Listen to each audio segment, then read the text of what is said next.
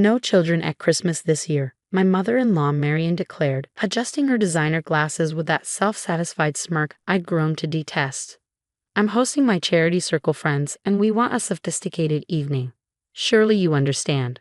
I stood in her pristine kitchen, where my kids had baked cookies with her last Christmas, watching as she meticulously arranged appetizer plates as if my world hadn't just shattered.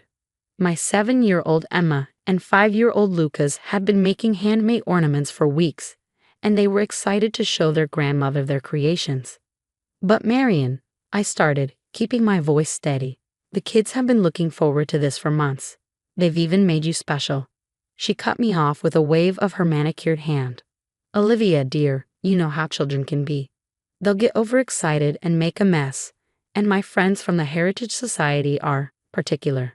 Besides, wouldn't you and James enjoy an adult evening for once? The condescension in her voice made my skin crawl. My husband James was away on a business trip, conveniently missing this conversation. He'd been raised by this woman who valued appearance over everything else, and sometimes I saw glimpses of her influence in him, though he'd grown to be a warmer person. The kids will be devastated, I said quietly. Marian sighed dramatically. They'll get over it. Children are resilient. Now, about the dress code, I'm thinking of a black tie. Do you still have that blue dress from Sarah's wedding? The one that almost fits you properly? I felt heat rise to my cheeks but kept my expression neutral. This wasn't the first time Marian had taken jabs at my appearance or parenting, but excluding my children from Christmas, that was crossing a line I couldn't ignore. That evening, I sat on Emma's bed, trying to explain why we wouldn't be going to Grandma's for Christmas. Her lower lip trembled as she clutched the ornament she'd made, a carefully decorated photo frame with a picture of her and Lucas with their grandmother. But Mommy, I made this special for Grandma Marian.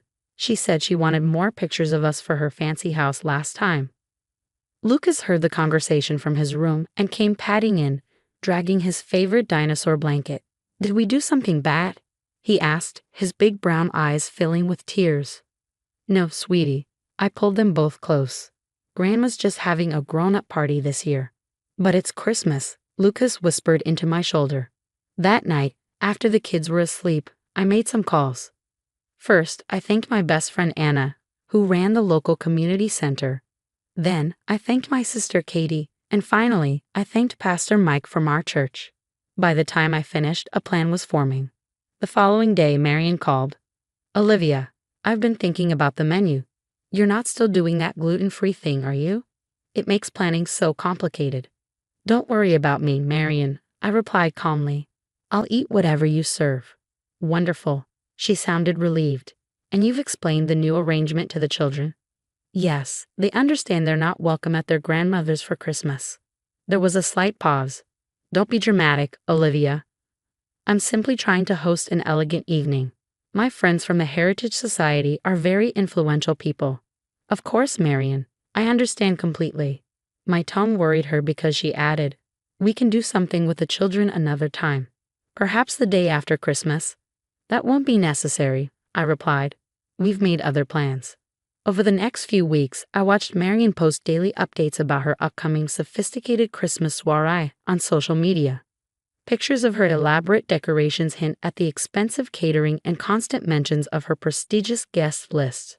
Her Heritage Society friends commented enthusiastically on each post, praising her impeccable taste. What she didn't know was that I'd been busy too. Anna had helped me organize something at the community center. Katie had reached out to other families we knew. Pastor Mike had made some calls of his own. The day before the party, Marian called again. Olivia, dear, remember to arrive by 6 tomorrow. And do try to do something with your hair. Elizabeth from the Heritage Society is bringing her photographer to document the evening. Of course, Marian.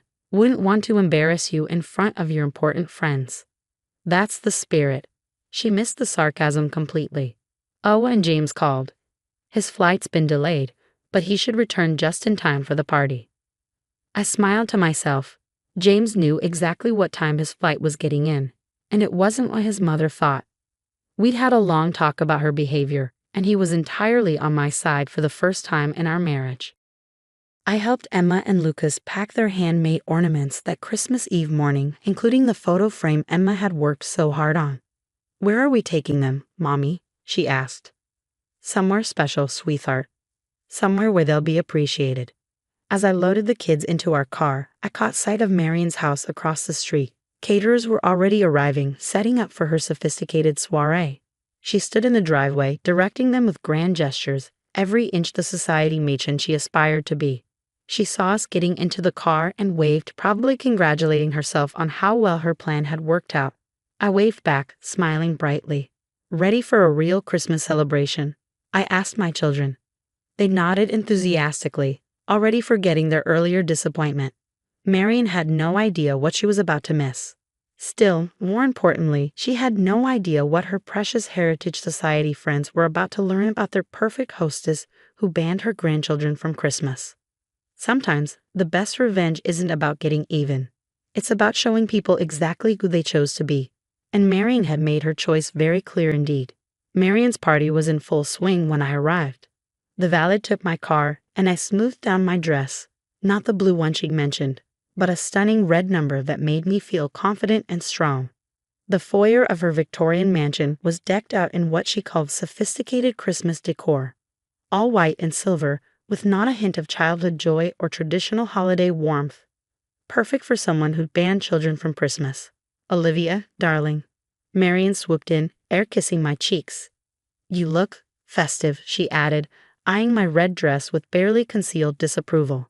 "Come, let me introduce you to everyone." She paraded me around like a prop, introducing me to her Heritage Society friends. "This is my daughter-in-law," she'd say as if it were my only identity. Elizabeth, the society president, was holding court near the fireplace, her silver hair perfectly coiffed. "Marion has told us so much about your family," Elizabeth said warmly. "Where are your children tonight? I'd love to meet my dear friend's grandchildren." I felt Marion stiffen beside me. Before she could speak, I smiled brightly. "Oh, they're at the community center Christmas celebration. They're part of something very special tonight." "The community center?" Elizabeth's eyes lit up. "The one on Maple Street? I'm on their board of directors. I didn't know Marion's grandchildren were involved there." Marion's perfectly painted smile faltered. "Oh, well, children, always involved in something or other. Olivia, dear, I believe James is looking for you." But Elizabeth wasn't done. I received the most heartwarming invitation from them. "They're doing a special Christmas program tonight about bringing joy to children who might otherwise miss out on holiday celebrations. I was planning to stop by later." "How wonderful," I replied, watching Marion's face pale slightly. "You should go. I hear it's going to be quite meaningful." Other guests started chiming in. "Oh yes, I got that invitation too. Pastor Mike mentioned something about it at last week's charity meeting. Didn't they say something about a special presentation by local children?" Marion's attempts to steer the conversation elsewhere were increasingly desperate.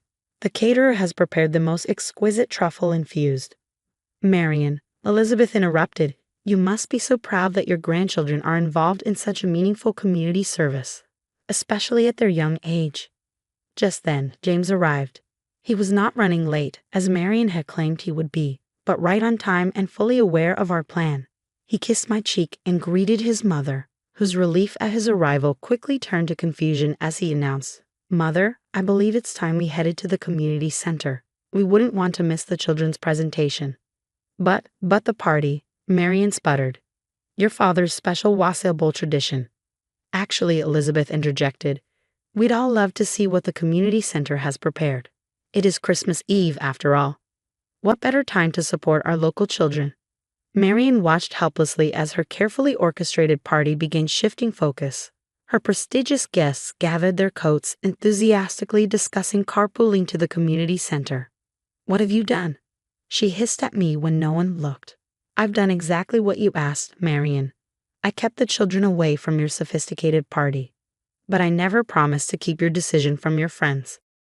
When we arrived, the community center was warm and bright, filled with the kind of Christmas spirit that Marion's sterile decorations could never capture. Construction paper chains and children's artwork decorated the walls, and the smell of hot chocolate and cookies filled the air. Emma and Lucas were at the front of the room with other children, preparing for their presentation. Their faces lit up when they saw us. But they stayed focused on their tasks, just as they'd practiced. Marion's friends filed in, exclaiming over the decorations and the apparent joy in the room. Pastor Mike welcomed everyone warmly, making special mention of the Heritage Society members' attendance. Then the children's presentation began. Each child spoke about what Christmas meant to them and shared something they'd made. When Emma's turn came, she held up her photo frame. "This is the ornament I made for my grandma," she said into the microphone. "It's a picture of me and my brother with her from last Christmas, when we baked cookies together. But this year, she said children aren't allowed at her Christmas party because they're not sophisticated enough." You could have heard a pin drop in the room. Elizabeth and the other society members turned to stare at Marion, whose face had gone from pale to crimson. Lucas went next, clutching his dinosaur blanket for courage. "I drew this picture of our family," he said softly, "but I had to draw Grandma Marion far away because she doesn't want us around for Christmas anymore." Marion stepped forward, perhaps to stop what was happening, but James touched her arm firmly. "Let them finish, Mother," he said quietly. The other children shared similar stories of feeling unwelcome, being told they weren't good enough, and being excluded from family celebrations. It wasn't just about Christmas anymore. It was about every child who'd ever been made to feel less than perfect. "This is why we created this celebration," Pastor Mike explained to the crowd. "We want to ensure that every child knows they are valued, loved, and worthy of celebrating Christmas, regardless of how sophisticated they may or may not be." Elizabeth stepped forward, dabbing at her eyes. "Marion," she said, her voice carrying clearly through the room, "I had no idea you'd excluded your grandchildren from Christmas. This is not what the Heritage Society stands for. We fund programs that support families, not tear them apart." The aftermath of the community center presentation was swift and devastating for Marion. Elizabeth pulled her aside immediately while other Heritage Society members gathered around Emma and Lucas, praising their bravery and admiring their handmade gifts. "I simply cannot understand," Elizabeth declared loudly enough for everyone to hear, "how anyone could look at these precious children and decide they weren't sophisticated enough for Christmas." Marion attempted damage control, her voice shrill with desperation. "I was just trying to host an elegant evening." Olivia twisted everything around. "Did Olivia make you ban your grandchildren from Christmas?" James asked, finally speaking up. "Did she force you to choose your social status over your family?" "James, darling, you don't understand." "No, Mother, I understand perfectly now. I've watched you chip away at Olivia's confidence for years, criticize our parenting, and make subtle jabs at our children. But this, excluding them from Christmas, that's unforgivable." The children's presentation had evolved into a joyous Christmas party. Emma and Lucas were surrounded by love and acceptance. Their handmade ornaments were proudly displayed on the community center's tree. The contrast between this warm celebration and Marion's stark, adults-only soiree couldn't have been more striking. "The Heritage Society Board must discuss your position," Elizabeth informed Marion. "We support family values, not social climbing at the expense of children." Marion's carefully constructed social world was crumbling. Her sophisticated Christmas party lay abandoned, her prestigious position in jeopardy, all because she couldn't see the true meaning of the holiday. I did mean," she stammered, but no one was listening anymore. Her friends were too busy enjoying real Christmas spirit with the children she deemed unworthy of her presence. Later that evening, as we prepared to leave, Emma approached her grandmother, holding out the photo frame ornament. "You can still have this, Grandma Marion," she said softly. "Everyone deserves a Christmas present, even if they made a mistake." That simple act of forgiveness from a 7-year-old finally broke through Marion's carefully maintained facade. She took the ornament with trembling hands, looking at it for the first time, the careful decoration, the happy photograph, the love that went into making it. "I've been horrible, haven't I?" she whispered, tears spilling down her perfectly made-up face. "Yes," I replied honestly, "but it's Christmas. And like Emma said, everyone deserves a chance to make things right." Marion spent Christmas Eve at the community center, her designer dress collecting glitter from the children's craft table, her perfectly coiffed hair slightly mussed from hugging her grandchildren. It wasn't the sophisticated evening she'd planned, but it was genuine, warm, and full of the true spirit of Christmas. The following year, Marion's Christmas party was very different. Her house was filled with children's laughter, handmade decorations hung proudly alongside her expensive ornaments, and Emma and Lucas had helped bake cookies for everyone. The Heritage Society members brought their grandchildren, and no one cared about being sophisticated. Sometimes it takes losing everything you thought you wanted to find what you need. Marion learned that lesson the hard way, but she knew it well. Our family Christmas photo that year showed her on the floor playing with Lucas and his dinosaurs. Her perfect hair mussed, her designer clothes slightly wrinkled, and her smile more genuine than I'd ever seen. Elizabeth often remarks that the community center Christmas celebration became a beloved tradition, reminding everyone that the holiday's true sophistication lies in bringing families together, not tearing them apart. For me, I learned that sometimes the best response to cruelty isn't anger or revenge, but simply allowing the truth to come to light. Marion's actions revealed who she was, and her redemption came from finally seeing herself through her grandchildren's eyes. Emma still has the photo of that Christmas Eve at the community center. In it, Marion is helping her hang an ornament, both covered in glitter and smiling. It's not sophisticated or elegant, but it's real. And that's what Christmas should be about.